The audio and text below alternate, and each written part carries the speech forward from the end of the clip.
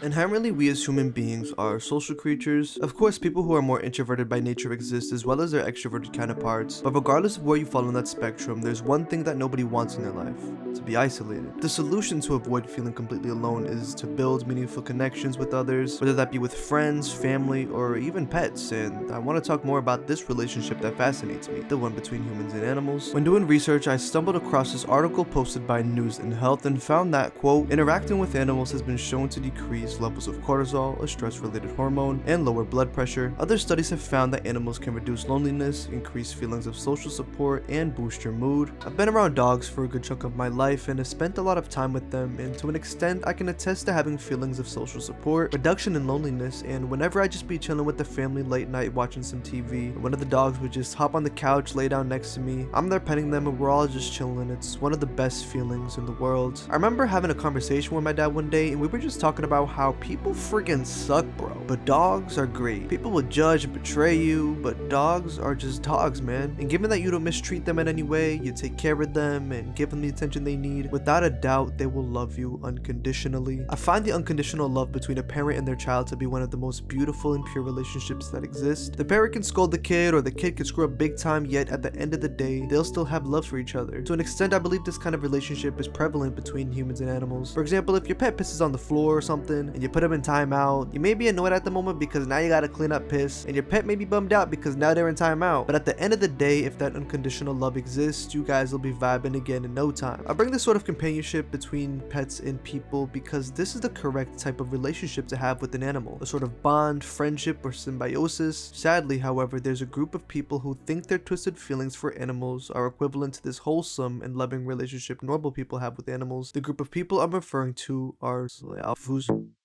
Is a social attraction to animals, and refers to stressful relations between human beings and other animals. It goes without saying that all of this is extremely repugnant, so much so that in all but one state here in the US, these kinds of relations are indeed illegal and is even considered a felony in a lot of states. Aside from this being a crime, I'm sure we can all agree that it's just morally wrong. Animals and their respective species have their ways in which they reproduce. Obviously, there's nothing wrong with that, it's just nature. However, there is a problem when a human enters the picture and manipulates this to satisfy their own twisted desires. No matter how you look at it, animals can never consent to us. There's also no way for us and other creatures to communicate about consensual relations like we humans can with each other. For example, let's say there's two consenting adults doing you know what. If at any point one of them decides they've had enough and wants to stop things, the other party should respect that, and if they don't, that's where things become a problem, to say the least. We as humans are capable of understanding these nuances. Animals are not. We as humans are capable of educating ourselves on these kinds of things and making informed decisions accordingly. Animals are not. Despite all of this, Zoophiles believe that animals can consent, and this leads me to the Zoophiles forums, the biggest site for all things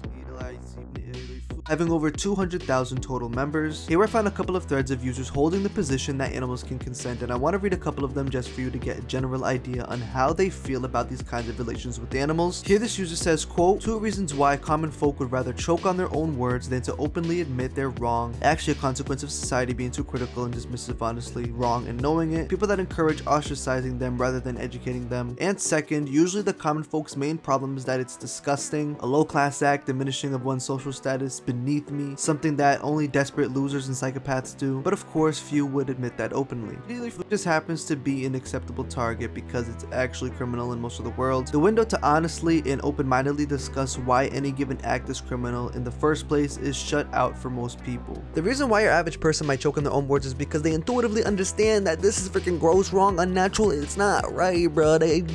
You understand that, you just get it, bruh. Most people don't go through the mental freaking gymnastics, bobbing and weaving to freaking justify this bullcrap, bro. Also, it's only natural that someone would ostracize rather than educate or whatever, because this is just something that is wrong and you just naturally understand that. Also, your average person probably does see it as something beneath them or something that desperate loser psychopaths do because it freaking is. Lastly, Zoophiles isn't just a quote-unquote acceptable target, as this user puts it, for criticism, ostracism, or if the situation calls for it, some jail time, merely because it's criminal in most of the world. But once again, it's because it's just flat out wrong, immoral, and absolutely abhorrent, bruh.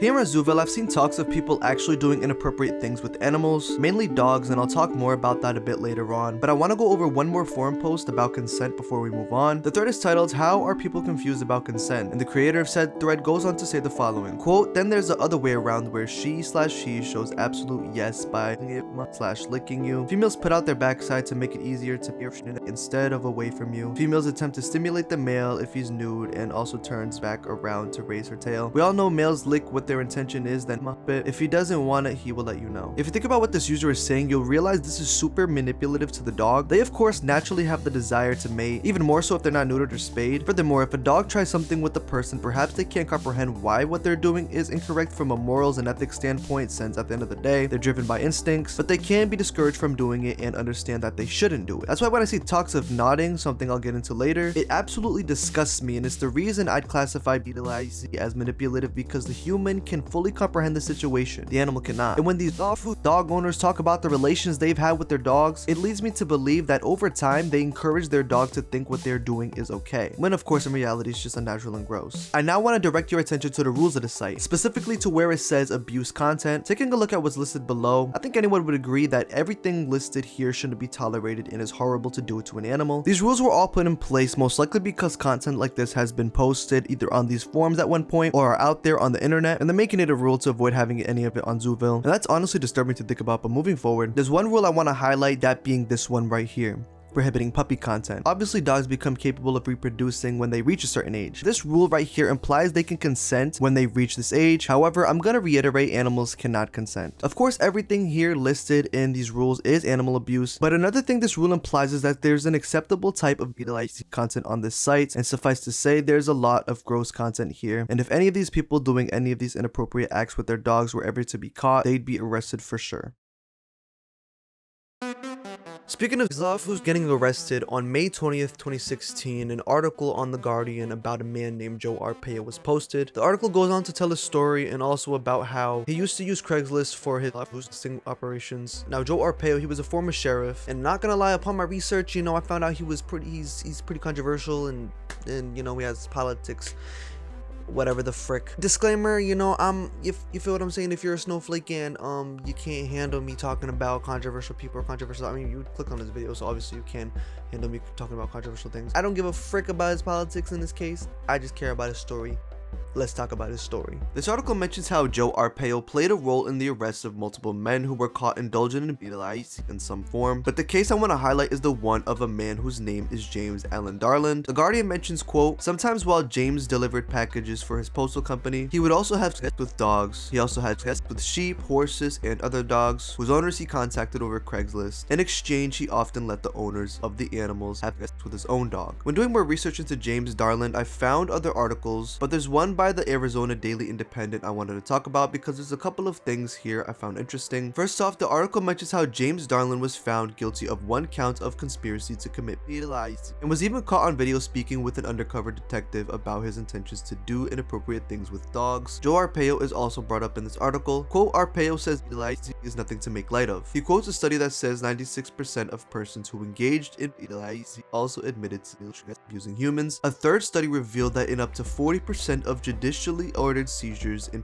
cases, both child and animal abuse images were discovered. Now, the article doesn't specify the studies he's referring to, but I brought it up because it reminded me of a case study I found while doing research written by M. Jenny Edwards on the Journal of the American Academy of Psychiatry and the Law, and there's some things mentioned here that I want to shed some light on. For starters, this study examined 456 BDLIC-related arrests in the United States from 1975 till 2015, and it also suggests that offenders were linked to other crimes. From these 456 animal offenders, it was found that 52.9% had a prior or subsequent criminal record involving human abuse or animal abuse, and 31.6% of them also offended against children and adults. Quote, "At least 213 children and 28 adults were directly victimized by the offenders in 100 144 separate arrests. In 50 arrests, the offender had sex with a child or a non-consenting adult in addition to having sex with an animal. In 30 arrests, the offender did not have sex with an animal but coerced a child or an adult to do so through verbal or physical aggression. Many of these incidents were filmed or photographed and then posted on the internet. In 8 arrests, the offender did not have sex with an animal but solicited a child or adult to do so in the offender's presence. In 25 arrests, animal behavior was used to grip a child, and in 2 incidents, an adult was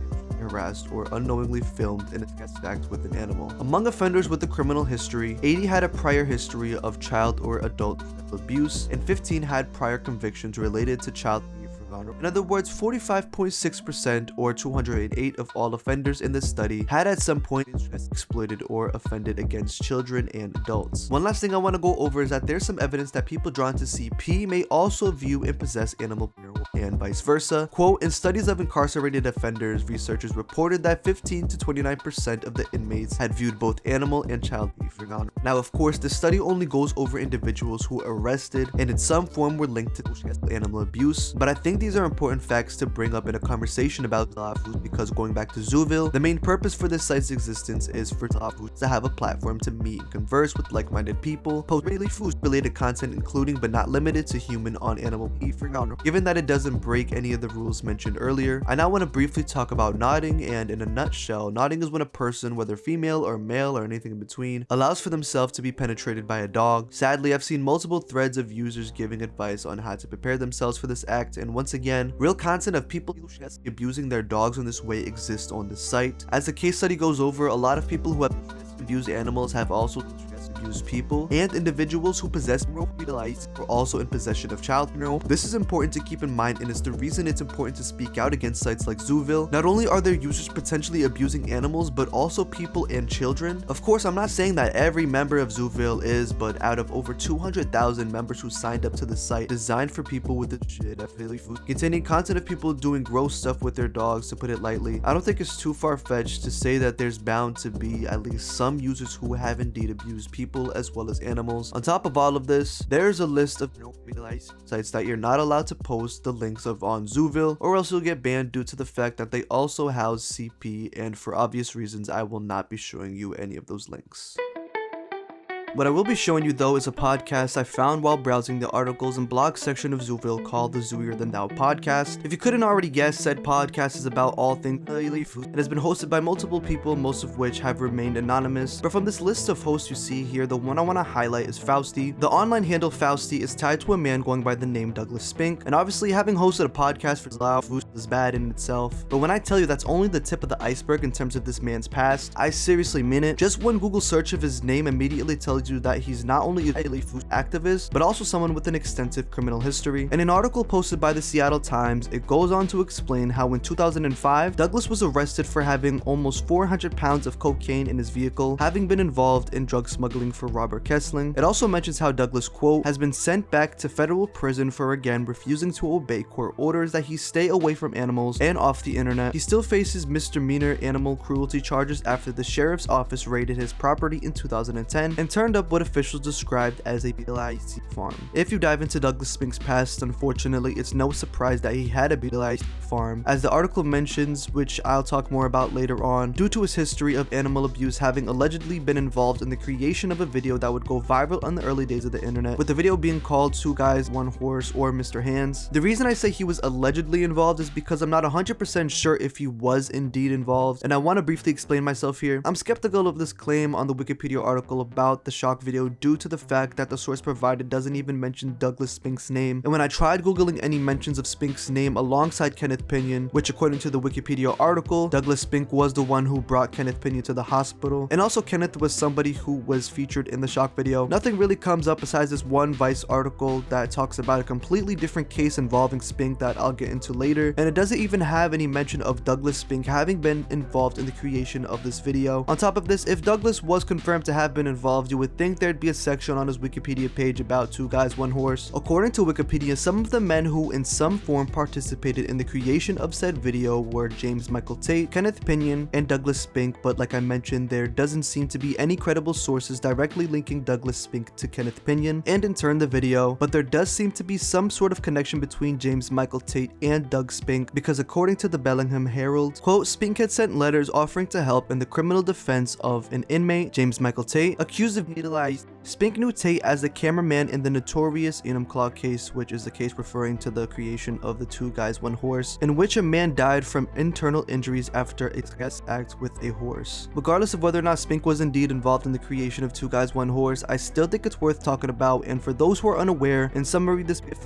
shock film features men allowing themselves to be penetrated by a horse, with one of those men being Kenneth Pinion, and I quickly want to highlight Kenneth's involvement in the making of this film because in an article posted by Vice it says, quote, he was into a lot of extreme things and hurting his body, he was involved in a motorcycle accident, he lost a lot of his ability to sense things and had bad neural damage. People in the food community thought that putting the horse in his bum was an effort to feel things again, and because Kenneth let the horse do unspeakable things to him, he passed away due to having a perforation in his colon. Now once again, we know for sure Kenneth Pinion and James Michael Tate were indeed involved in the creation of this video, and we know that Kenneth passed, so that leaves us with James. Unfortunately, this all took place in 2005 in the state of Washington, where at the time there were practically no legalized laws, so James was only charged with trespassing. However, it was pretty much because of this case that in 2006, laws were put into place making a Class C felony. Now, I know I pretty much went on a tangent talking about Kenneth and the shock video, but I figured I'd talk about it since this is an example of people with these twisted desires for animals facing the consequences of giving into said desires. If you remember, before I mentioned my skepticism of there being a connection between Kenneth Pinion and Douglas Spink, I mentioned how Douglas's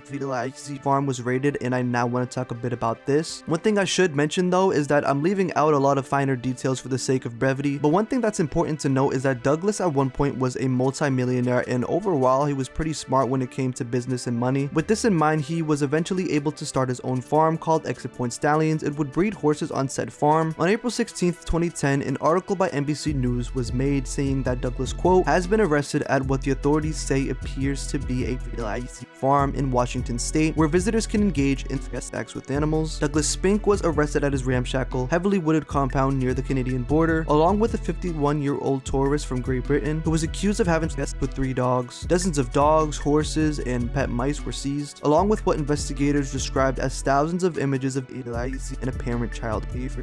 The 51-year-old British man in question's name is Stephen Clark, and according to the same article, quote, animal control officers seized 4 horses, 7 large breed dogs, 13 mice, and at least 3 videos of a British man, Stephen Clark, having sex with Spink's dogs, a Great Dane, a German Shepherd, and a Mastiff. Videos recorded inside Spink's cabin captured Clark talking about the dog prowess with another man off camera. According to charging papers, a sheriff's detective who knew Spink from a past horse theft investigation recognized that the off-camera voice belonged to Spink. Now, I'm sparing you the whole story of Douglas Spink and anyone associated with him because the rabbit hole only goes deeper, but I wanted to talk about him because although he's a pretty bizarre and extreme example, he's an example nonetheless of who has gone to great lengths to attempt to satisfy his gross desires, and through his farm enabled others to do the same.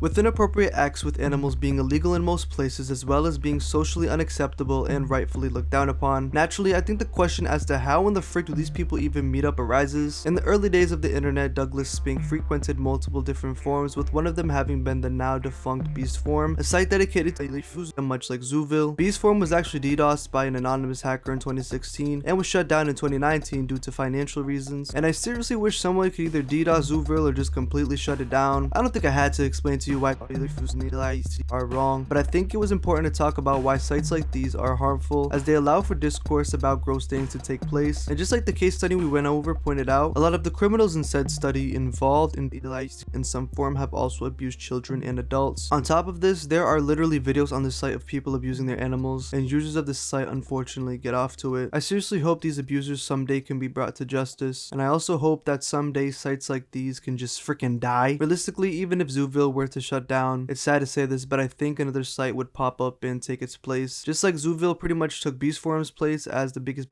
site when it shut down. Overall, one thing I really learned from doing all my research into this topic is that I really want to go touch some grass, because this is all some terminally online bullcrap. Let me tell you now. One last thing before I go though is, uploads to the channel have been pretty slow this year. That's mainly because with every video, whatever topic I choose, I try to do it as much justice as I possibly can, but trying to put videos out in a relatively timely manner. If you would like to help me out and help me make these videos better and better, which you guys have been, and I really truly thank you, you can support me on Patreon for $2. Shout out to the Patreons who haven't supported me. I make these videos because hopefully it can help at least one person. If it helps at least one person, that makes me more than happy. And yeah, that's it. Thank you all for watching, and I'll see you next time.